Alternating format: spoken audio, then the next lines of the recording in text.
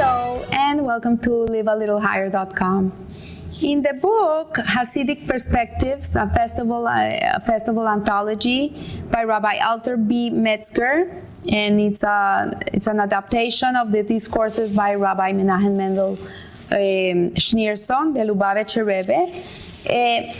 It talks about Tu B'Shvat, which is the next holiday we will be celebrating on the 15th of Shvat, which is on Sunday night, precisely. And Sunday night and Monday, we're going to be celebrating this beautiful holiday of Tu B'Shvat, which is the Rosh Hashanah of the trees. It's the birthday of the trees. And there's many lessons that we can derive from this holiday, from trees. Like really, there's so much we can learn from them. As it says, man is like the tree of the field. We're compared to trees. So one can learn much from current observance of Tu B'Shvat, the new year of the trees. For if man pays close attention to everything that occurs around him, then from everything which happens, he can increase his wisdom. Like the Baal Shem Tov used to say, like, everything you see is a message for you. There's nothing random in your life. If you see anything, if you see a little piece of paper in the street, there's a message for you in that. So everything can be learned from the everyday occurrences. And he says here, this pertains to matters both between man and God and between man and man. Nor is this limited to an unusual occurrence, but also relevant to the recurrent events. Thus, even from viewing a tree, we can derive many concepts affecting our daily life. So it's not just one little thing that you saw. It can be something that is recurring in your life, that happens all the time. These things we have to pay close attention to. So the majority of growths in the vegetative category are comprised of three parts. So we have the root, which is where the tree comes from, the root. We have the tree itself, which is comprised of trunk, branches, and leaves. And then the tree, if it's a fruit-bearing tree, we have the shell, the peel of the fruit itself, and the seeds. So each of these parts serves as different function in the life of a tree.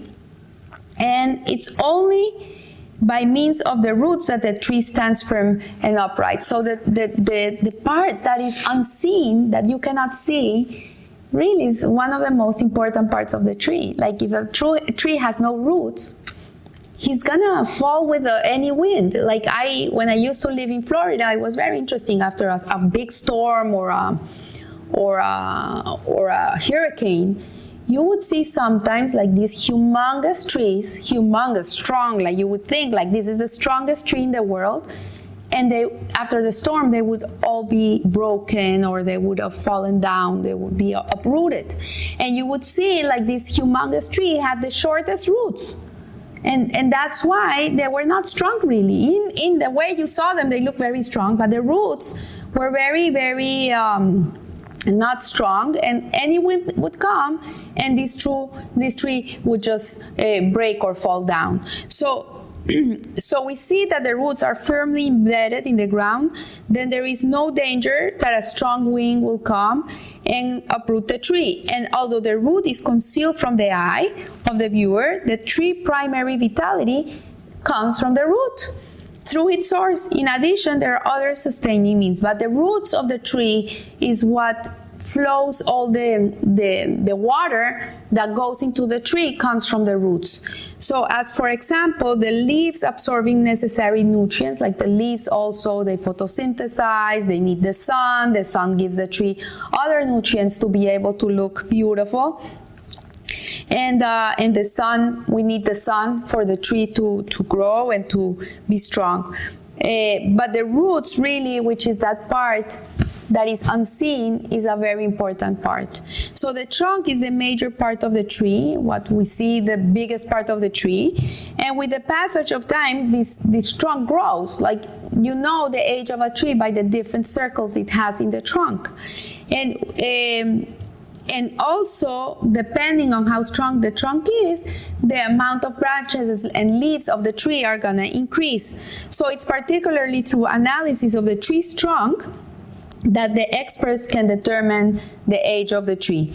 So, however, the primary purpose of the tree, the purpose for which it was created, is to bear fruit. If a tree doesn't bear fruit, then what's the purpose? Like, maybe yes, it can give us some shade, but the primary purpose is the fruit.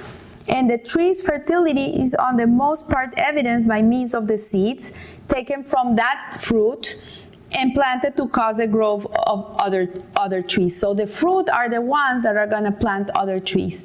So dependent on the fruit, the quality of the fruit that the tree gives us, that tree has is gonna be eternal, because it's gonna bear more fruit and more fruit and more fruit, and the fruits are gonna give more seeds, and the seeds are gonna give more trees. So the Torah states, man is like a tree of the field. In many respects, including the spiritual sense, man is similar to a tree. And here are some of the things that we can learn from these aspects of the tree. So the root of the tree is equivalent to the faith of the Jew.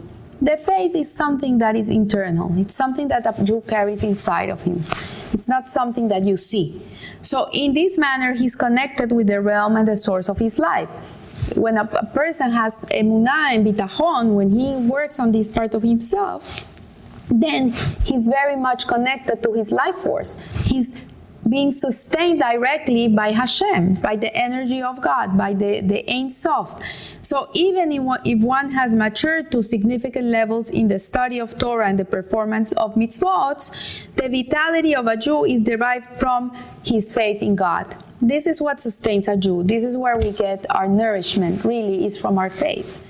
And I see a lot of people that are suffering too much because they're lacking this part of themselves. Yeah, they look like a tree. They have a trunk, they have branches, they have nice fruits. But if the wind comes, they'll crash down. There's nothing to sustain them. So this faith is really the sanctity of the Torah, the connection of a Jew to the Torah, and the belief that Hashem gave us this Torah, and this is our sustenance. This is what connects us to Him. So the trunk of the tree connotes the study of Torah and the fulfillment of the mitzvot. So we have 248 mitzvahs and 365. We have 248 positive mitzvahs and 365 negative mitzvahs, which are connected to parts of our body. So the 248 positive are equal to the 248 limbs of our body. And the 365 negative commandments correspond to the 365 sinews within the body, which ideally should constitute the major part of the Jew's deeds and accomplishments. On the basis of the quantity of the Torah that a Jew learns and the amount of mitzvot that he does, this can determine the significant lifespan of an individual. So we are not measured by the amount of years that we live in this world, like the tree that you count the rings around its trunk, but we are measured by the amount of good deeds and knowledge of Torah that we attain during our lifetime. So the years of a Jew are rich because of his Torah and his mitzvot. So the ultimate self-realization of a Jew's life really is by the fruits. And so yes, the fruits can be our children, our physical children, but it can also be related to spiritual children. So people that we influence, people that we touch, people that we teach, people that we help. And we should endeavor that these people in turn also turn into trees, individual trees that will also bear fruit and will also continue helping other people. This is the whole purpose. You know that we learned the Hodot HaLevavot, and Rabbi Pakuda says that one of the things that gives us reward in the world to come really is how many people we influence in our life. It's very important to influence people for the good, to be a good example, to show them the way. So not only to live for ourselves, but to live for others too. So he should endeavor that these people in turn become individual trees and they also bear fruit. And then it says that they develop in their Torah identity, possessing roots, the primary qualities of faith, and the trunk with branches, which is the Torah study and the mitzvot, and the bearing fruit, which is giving benefit to others. So, in summation, in conclusion, the root of a Jew and the primary aspect of his identity is pure faith. This is number one that we have to work on ourselves every day of our lives in acquiring emunah and bitachon, that we have to work on this. This is, we're giving a certain amount of faith innately in ourselves, but the world sometimes gives us questions, and sometimes we question, and sometimes our faith falls down. But nevertheless, this is a constant battle within the Jew, that we should always be working on that faith. We have to learn about faith. We have to pray. We have to do all these things that will give us this strength, this inner strength that will allow us to be a strong trunk. So any element of weakness in faith represents a significant threat to the sustained spiritual life of a fully grown person. A person that is lacking in faith suffers a lot. It's a terrible life. And this is so even if the significantly major part of his life is characterized by the constantly progressive increase in virtuous deeds. So yes, there's many people who are very good, they're very kind, they do a lot of good in the world, but nevertheless, their faith is lacking. So the perfection or wholeness of an individual is in the act of bearing fruit, and in influencing others, and in aiding them to live meaningful lives in which they will fulfill their tasks and God's purpose in their creation. So if you don't have good roots, if you don't have faith, how can you give good fruit? It's not gonna be good fruit. You have to have faith in order to be able to leave an imprint in this world, to be able to live good people that will continue in this way of life.